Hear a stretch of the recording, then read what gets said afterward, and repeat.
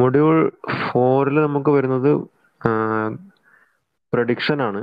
Means എന്താ പറയുക, gaseous dispersion, pollutant dispersion എങ്ങനെയാണ്, അങ്ങനത്തെ ആ കാര്യങ്ങളാണ് നമ്മൾ മൊഡ്യൂൾ 3 നമ്മൾ ഡിസ്കസ് ചെയ്തിട്ടുണ്ടായിരുന്നത് മെറ്റീരിയോളജിക്കൽ ഫാക്ടേഴ്സ് ആയിരുന്നു.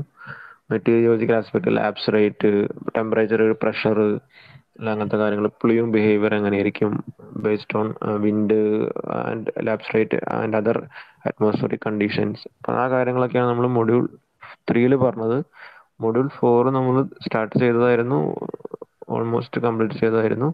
എന്നാലും ഒന്നുകൂടി പറയാണ്, module 4 predicting pollutant concentration through dispersion models and equations.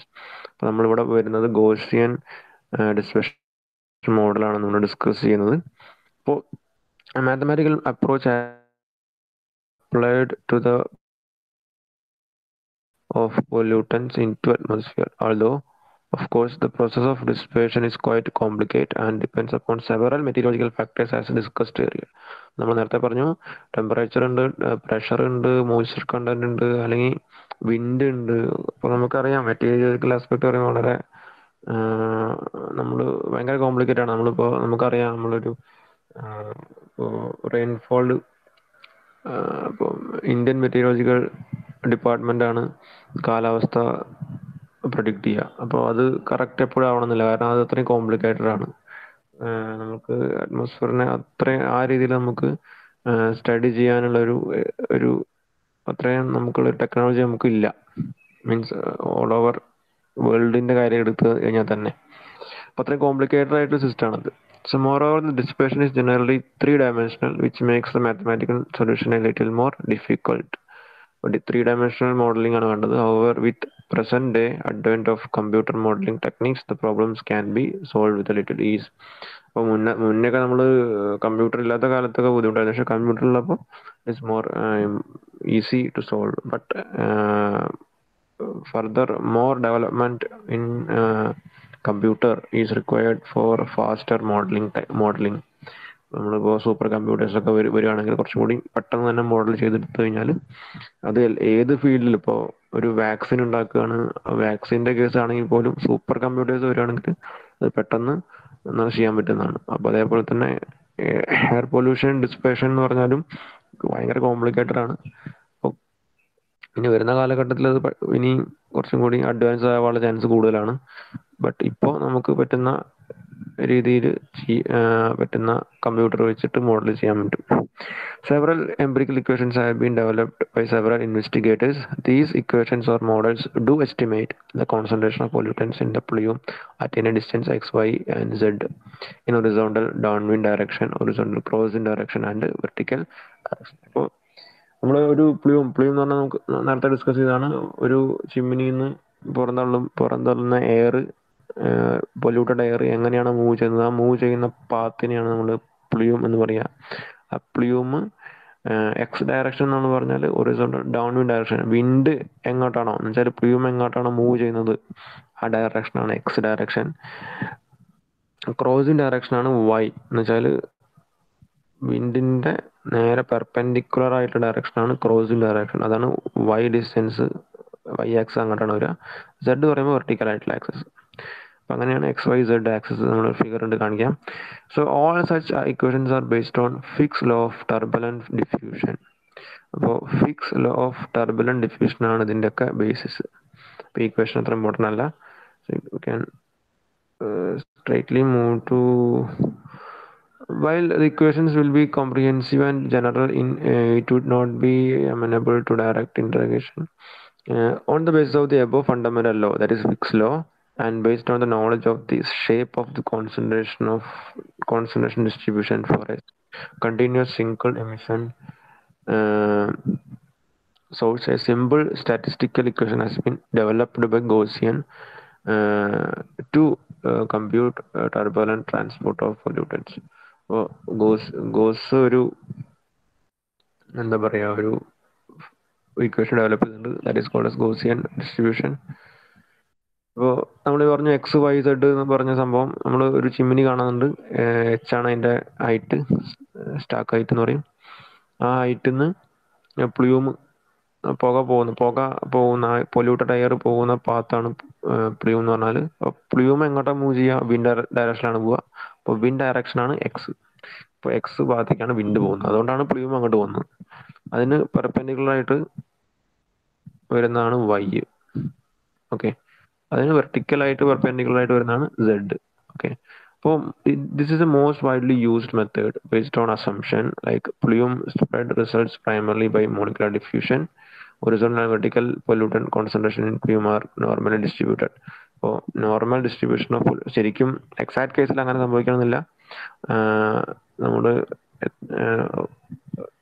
X ഡയറക്ഷനും Y ഡയറക്ഷനും ഉള്ള പൊല്യൂട്ടൻ കോൺസെൻട്രേഷൻ നോർമലായിട്ട് ഡിസ്ട്രിബ്യൂട്ട് ചെയ്യുക എന്നുള്ളത് എക്സാക്ട് റിയൽ കണ്ടീഷൻ അല്ല, പക്ഷേ we are assuming like that. Plume spread and shape vary in response to meteorological conditions. അപ്പോൾ plume gaussian equation ഇങ്ങനെയാണ് വരിക: C X Y concentration C, അതാണ് സി കോൺസെൻട്രേഷൻ പൊല്യൂട്ടൻ്റ് ആണ്, equal to Q by pi U sigma Z sigma Y into E raise to minus half H square by sigma zed square plus Y square by sigma Y square.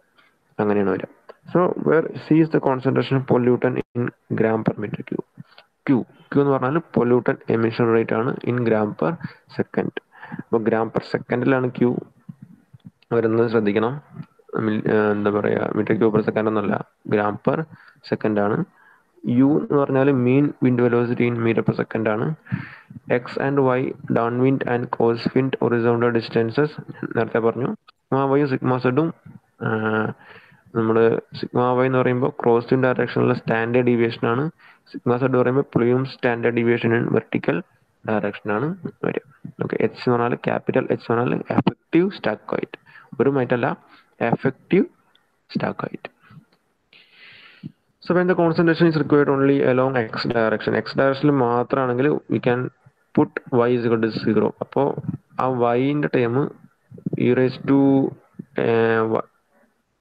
to y square by sigma y square എന്നുള്ള term e raised to 0 ആയിട്ട് മാറും, അപ്പോൾ 1 ആയിട്ട് മാറും. അപ്പോൾ ആ time ഒഴിവായി പോകും. അതാണ് ഇക്വേഷൻ 18.19 വരുന്നത്. When the smoke are emitted at ground level, ground ലെവലിലാണ് സ്മോക്ക് എമിറ്റ് ചെയ്യുന്നത്, ചിമ്മിനി ഇല്ല എങ്കിൽ എഫക്റ്റീവ് സ്റ്റാക്ക് ഹൈറ്റ് ഈസ് 0. അപ്പോൾ എച്ചും 0 ആയിട്ട് വരും. സോ ഇ റേസ് ടു 0 എന്ന് വരും, അപ്പോൾ 0 വരും. So values of sigma y, sigma z are not only a function of downwind distance but are a function of atmospheric stability. Values of sigma y, sigma z are various values of x and different types of atmospheric stabilities. അപ്പോൾ figure തന്നിട്ടുണ്ട്. അപ്പോൾ ഇതൊക്കെയാണ് figure 18.7. നമ്മൾ ഇതിൻ്റെ ഈ graph നമ്മൾ ക്ലാസ്സിൽ discuss ചെയ്തിട്ടുള്ളതാണ്. അപ്പോൾ അതിൽ നമുക്ക് 6 സ്റ്റെബിലിറ്റി കർവാണ് വരുന്നത്, A B C D E F. A എന്ന് പറയുമ്പോൾ എക്സ്ട്രീംലി അൺസ്റ്റേബിൾ ആണ്, ബി എന്ന് പറയുമ്പോൾ മോഡറേറ്റ്ലി അൺസ്റ്റേബിൾ ആണ്, സി എന്ന് പറയുമ്പോൾ സ്ലൈറ്റ്ലി അൺസ്റ്റേബിൾ ആണ്, ഡി എന്ന് പറയുമ്പോൾ ന്യൂട്രൽ ആണ്, ഇ എന്ന് പറയുമ്പോൾ സ്ലൈറ്റ്ലി സ്റ്റേബിൾ ആണ്, മോഡറേറ്റ്ലി സ്റ്റേബിൾ. അൺസ്റ്റേബിൾ എന്ന് പറയുമ്പോൾ pollutant mixing is more. Stable എന്ന് പറയുമ്പോൾ pollutant dispersion is very low. അപ്പം അങ്ങനെയാണ് ആ ടേം നമ്മൾ ഉദ്ദേശിക്കുന്നത്. ഇപ്പം ഈ ഒരു figure sigma y versus x ആണ്. സിഗ്മ വൈ വൈ ആക്സിലുണ്ട്, എക്സ് എന്ന് പറഞ്ഞാൽ എക്സ് ആക്സിൽ. അപ്പോൾ എക്സ് എന്ന് പറയുമ്പോൾ നമ്മൾ ആ ഷിമിനിയിൽ നിന്ന് വിൻഡ് ഡയറക്ഷനിലേക്ക് പോകും തോറും, എക്സ് ഡിസ്റ്റൻസ് പോകും തോറും ഒറിസോണ്ടൽ ഡിസ്പേർഷൻ കോഎഫിഷ്യന്റ് എങ്ങനെയാണ് വരിക? ഫോർ എക്സാമ്പിൾ ഇതൊരു ലോഗരിതമിക് ആയിട്ടുള്ള കർവാണ്, ഗ്രാഫാണ്. അപ്പോൾ അതിൽ 1000 എന്ന് പറയുക 10 ക്യൂബ്, ഇപ്പോൾ x is equal to 1000 metre ആയി കഴിഞ്ഞാൽ, 1 കിലോമീറ്റർ ആയി കഴിഞ്ഞാൽ ഏതെങ്കിലും ഒരു കർവ് നമ്മൾക്ക് ആ ഒരു പർട്ടിക്കുലർ ലൊക്കേഷനിൽ എന്താണ് സ്റ്റെബിലിറ്റി ക്രൈറ്റീരിയ, അത് വെച്ചിട്ട് ഏതെങ്കിലും ഒരു കർവ് സെലക്ട് ചെയ്യണം. ആ കർവിന് അനുപാതികമായിട്ട് ആ കർവിൽ വരുന്ന സിഗ്മ വൈ നമ്മൾ ആ വാല്യൂ എടുക്കുക, എന്നിട്ട് ആ ഇക്വേഷനിൽ സബ്സ്റ്റിറ്റ്യൂട്ട് ചെയ്യാം. അതേപോലെ തന്നെ സിഗ്മ സെഡും അതേപോലെ തന്നെ വരും. ഓക്കെ, ഇപ്പോൾ സിഗ്മ സെഡ് വേഴ്സസ് എക്സ് ആണ്, അതും എക്സ് ഡിസ്റ്റൻസ് ഇപ്പോൾ ചിമ്മിനിയിൽ നിന്ന് 1000 മീറ്റർ കഴിഞ്ഞാൽ, അല്ലെങ്കിൽ 2000 മീറ്റർ കഴിഞ്ഞാൽ, അല്ലെങ്കിൽ 800 മീറ്റർ കഴിഞ്ഞാൽ എത്രയാണ്. അപ്പോൾ അതും ഇതേപോലെ തന്നെ സിഗ്മ സെഡ് വാല്യൂ നമുക്ക് കിട്ടും. അപ്പോൾ ഇതാണ് പാസ്കൽ സ്റ്റെബിലിറ്റി ടൈപ്പ്. അപ്പോൾ ഈ സ്റ്റെബിലിറ്റി ടൈപ്പ് നമ്മൾ പറയുന്നത് ABCDEF, അത് പാസ്കൽ സ്റ്റെബിലിറ്റി ടൈപ്പാണ്. അപ്പോൾ എ എന്താണ്? എക്സ്ട്രീംലി അൺസ്റ്റേബിൾ ആണ്. B moderately unstable. C slightly unstable. D neutral. E slightly stable. നമ്മൾ ഈ ഒരു 6 സ്റ്റെബിലിറ്റി ടൈപ്പ് നമ്മൾ അറിഞ്ഞിരിക്കണം. ഓക്കെ, അപ്പോൾ നമ്മൾ ഇതിൽ നോക്കിയാൽ കഴിയും സർഫസ് വിൻഡ് സ്പീഡ് എങ്ങനെയാണ് മീറ്റർ പെർ സെക്കൻഡിൽ. അപ്പോൾ വിൻഡ് സ്പീഡ് വളരെ കുറവാണെങ്കിൽ സ്റ്റെബിലിറ്റി എങ്ങനെയാണ്, കൂടുതലാണെങ്കിൽ എങ്ങനെയാണ്. അപ്പോൾ ആ രീതിയിലാണ്. പിന്നെ ഡേ നൈറ്റിലും അത് മാറും. ആ രീതിയിലാണ് വരിക. ഓക്കെ,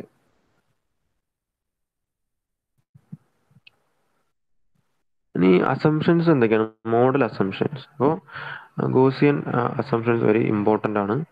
ഇപ്പോൾ കുറേ അസംഷൻസിൻ്റെ ബേസിലാണ് നമ്മളറിയാം, നമ്മൾ കോംപ്ലിക്കേറ്റഡ് ആയിട്ടുള്ളൊരു സിസ്റ്റമാണ് അറ്റ്മോസ്ഫിയർ എന്ന് പറഞ്ഞാൽ. അപ്പോൾ അവിടെ നമ്മളൊരു മാത്തമാറ്റിക്കൽ മോഡൽ ഉണ്ടാക്കുക എന്ന് പറഞ്ഞാൽ it is very difficult. So, what are the assumptions of Gaussian dissipation model?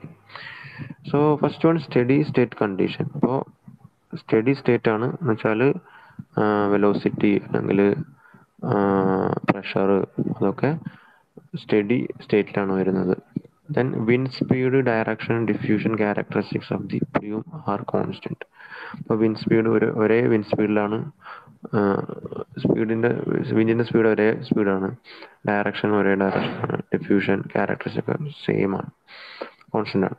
Mass transfer due to bulk motion in the x direction far outshadows the contribution due to mass diffusion. അപ്പോൾ X ഡയറക്ഷനിലുള്ള mass movement constant ആണ്. അത് there is no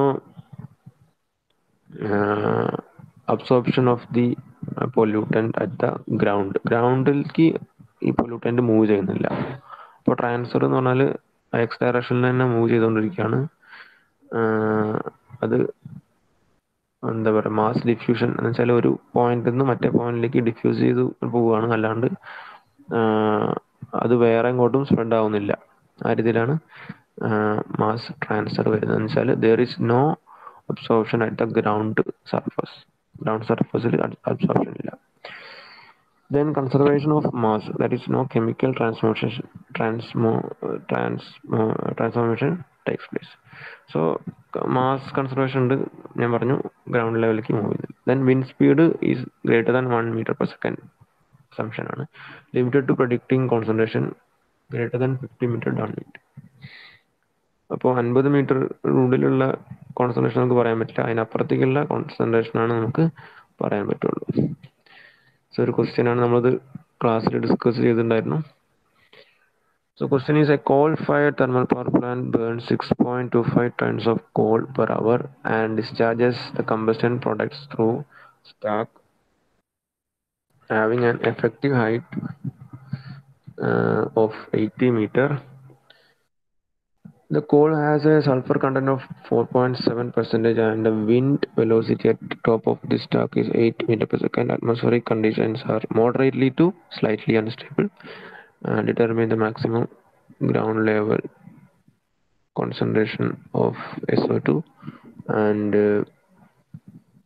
stack at which the maximum. So നമുക്ക് find out ചെയ്യേണ്ടത് maximum ground level concentration of sulphur dioxide ആണ്. So നമുക്ക് തന്നിട്ടുണ്ട് emission rate of sulphur dioxide 6.25 ton per hour ആണ്. എന്ന് വെച്ചാൽ 1200 ടൺ എന്ന് പറയുമ്പോൾ 1000 kg, 6250 kg.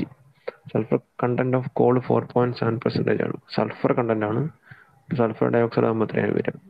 സോ 6250ൻ്റെ 4.7% എന്ന് വെച്ചാൽ 293.75 kg എന്ന് പറഞ്ഞാൽ സൾഫറാണ്. സൾഫർ ഡയോക്സൈഡ് എന്ന് പറഞ്ഞാൽ സൾഫർ പ്ലസ് ഓക്സിജൻ ആണ് സൾഫർ ഡയോക്സൈഡ് എന്ന് പറഞ്ഞാൽ. So the molecular mass of both S and O2 is 32 നമുക്കറിയാം. And they combine on 1:1 basis. 1 molecule of sulfur will combine with 1 molecule of oxygen to form 1 molecule of sulfur dioxide. Okay. So 293.75 kg of sulfur will combine with 293.75 kg of oxygen to get 57.5 kg of sulfur dioxide per hour. നമുക്ക് emission rate വേണ്ടത് gram per സെക്കൻഡിലാണ് വേണ്ടത്.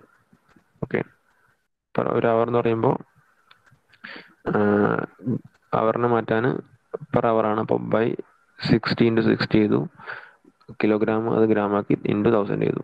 So you will get 163.19 gram per second. ഇനി നമ്മൾ ഓർത്തിരിക്കേണ്ട ഒരു സംഭവമാണ് the maximum ground level concentration occurs when sigma z is equal to 0.7075 H. അപ്പോൾ നമുക്കറിയാം സ്റ്റാക്കായിട്ട് വന്നിട്ടുണ്ട് ക്യാപിറ്റൽ എച്ച്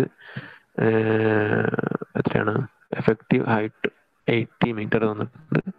അപ്പോൾ സിഗ്മ സെഡ് അത്ര ആകുമ്പോഴാണ് മാക്സിമം നമുക്ക് ചോദിച്ചുള്ളത് മാക്സിമം ഗ്രൗണ്ട് ലെവൽ കോൺസെൻട്രേഷൻ ആണ്. അപ്പോൾ maximum ground level concentration will be at sigma z is equal to 0.0707 H. അപ്പോൾ എച്ച് പറയുമ്പോൾ 80 ആണ്. അപ്പോൾ 0.707 × 80 that will be equal to 56.6 metre ആണ്. അപ്പോൾ നമുക്ക് തന്നിട്ടുള്ള condition moderately to slightly unstable ആണ് എന്ന് വെച്ചാൽ നമുക്ക് B2C ആണ് വരിക. So conservative design let's take the class as C. അപ്പോൾ മോഡറേറ്റ്ലി ടു സ്ലൈറ്റ്ലി അൺസ്റ്റേബിൾ എന്ന് പറയുമ്പോൾ സ്ലൈറ്റ്ലി അൺസ്റ്റേബിൾ കണ്ടീഷനാണ് നമ്മൾ എടുക്കുക. ഇപ്പോഴും അങ്ങനെയാണ്. ഇപ്പോൾ B2C ആണെങ്കിൽ C എടുക്കും, C2D ആണെങ്കിൽ D എടുക്കും, D2E ആണെങ്കിൽ E എടുക്കണം. അങ്ങനെയാണ് നമ്മൾ എടുക്കുക. ഓക്കെ, അപ്പോൾ ഇവിടെ A to B ആണ് B, അപ്പോൾ ഇവിടെ B to C ആണ്. അപ്പോൾ you can take C. Okay, from figure നമ്മൾ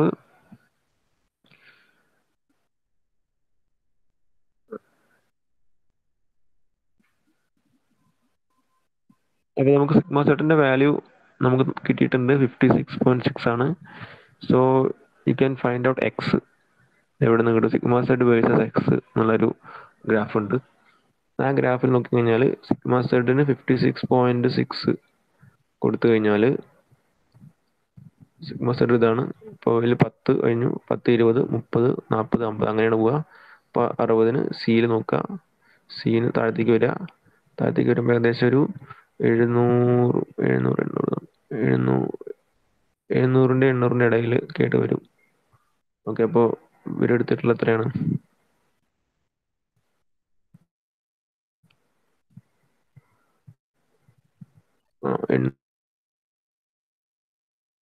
മീറ്റർ ആണ് നമുക്ക് ഗ്രാഫിൽ നിന്ന് എക്സ് വാല്യൂ കിട്ടുക.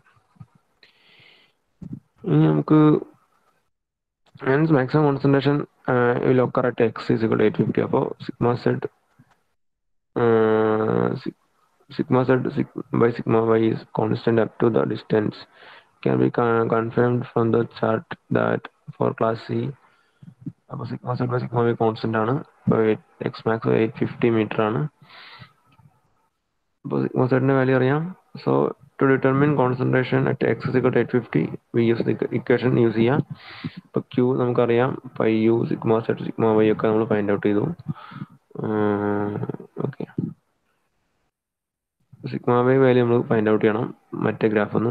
x is equal to 850. Okay, sigma y എന്നുള്ളത് 88 metre at 850 four C class. അപ്പോൾ നമ്മൾ മറ്റേ ഫിഗർ നോക്കുക. സിഗ്മ വൈ വേഴ്സസ് എക്സ് എന്നുള്ള ഫിഗർ ഉണ്ട്. അതിൽ 850 എക്സ് 850 കൊടുക്കുക. അപ്പോൾ ഇത് 1000 ആണ്. 1000-ന് തൊട്ടടുത്തായിട്ടുള്ളത് അതിൻ്റെ അപ്പുറത്ത് 800. 850 വരും, അതിൻ്റെ നടുവിൽ വരും. ആ നടുവിൽ പോയി കഴിഞ്ഞാൽ സി എന്നുള്ള കർവ് നോക്കുക. മൂന്നാമത്തെ വരും. മൂന്നാമത്തേന്ന് 90 ഒക്കെ വരും അല്ലേ? 88 ആണ് അടുത്തുള്ളത്. സോ ആ വാല്യൂ ആണ് നമ്മൾ എടുക്കുന്നത്. ഓക്കെ, അപ്പോൾ 88 ആണ് വരുന്നത് വാല്യൂ. അപ്പോൾ 88 കിട്ടി, സിഗ്മ വൈ കിട്ടി. അപ്പോൾ ബാക്കിയെല്ലാം നമുക്കറിയാം. ക്യൂ നമ്മൾ ഗ്രാം പെർ സെക്കൻഡിൽ ഫൈൻഡ് ഔട്ട് ചെയ്തിട്ടുണ്ട്. സിഗ്മ സെഡ് അറിയാം 56 ആണ്. യു വെലോസിറ്റി, വിൻഡ് വെലോസിറ്റി അത് തന്നിട്ടുണ്ട് 8 മീറ്റർ പെർ സെക്കൻഡ് ആണ്. ബാക്കിയെല്ലാം നമുക്കറിയാം. അപ്പോൾ നമുക്ക് എന്ത് കിട്ടും? മാക്സിമം ഗ്രൗണ്ട് ലെവൽ കോൺസെൻട്രേഷൻ കിട്ടും. Okay. In the same problem വെച്ചിട്ട് from the data given in the example previous problem, determine the ground level concentration at distance of 2 km downwind at. അപ്പോൾ determine the ground level concentration at distance of 2 km downwind. Downwind direction എന്ന് പറയുമ്പോൾ x. അപ്പോൾ x is equal to 2 km ആണ്. Okay. Thus, a part of the question is the center line of the plume and B at a crossing distance of 0.5 kilometer at a distance. അപ്പോൾ first എന്ന് പറയുമ്പോൾ the central line of the plume എന്ന് പറഞ്ഞു കഴിഞ്ഞാൽ y is 0, y 0 okay, X two kilometre. അപ്പോൾ എക്സിന് corresponding ആയിട്ട് 2 kilometre corresponding ആയിട്ട് സിഗ്മ സെഡ് സിഗ്മ വൈയും ക്ലാസ് സിക്ക് കിട്ടും. അതാണ് ഈ വാല്യൂസ് നമ്മൾ എന്ത് ചെയ്യണം, ഗ്രാഫ് ഒന്ന് ഫൈൻഡ് ഔട്ട് ചെയ്യണം. സിഗ്മ സെഡും സിഗ്മ വൈയും നമുക്ക് നോക്കാമെങ്കിൽ 2 കിലോമീറ്ററിന് ഇതാ. അപ്പോൾ സിഗ്മ സെഡ് 2 കിലോമീറ്റർ പറയുമ്പോൾ ഇതാണ് 1000, തൊട്ടടുത്ത 2000 നേരെ സിക്ക് പോവുക. സി നോക്കുന്നു, സി എന്ന് വരുമ്പോൾ 100ൻ്റെ മുകളിലേക്ക് വരും, 100, 200. അപ്പം അതിൻ്റെ ഇടയിൽ ഒരു 100, 200, 120, 130 ആയിട്ട് വരുന്നുണ്ടാവും. ഓക്കെ,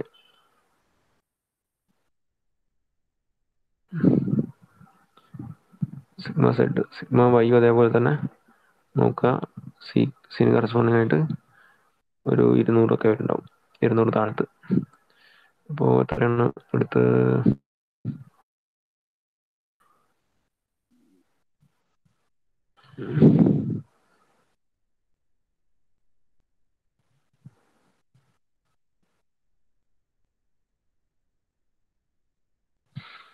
130, 220. ഓക്കെ, അപ്പോൾ അങ്ങനെ കിട്ടി.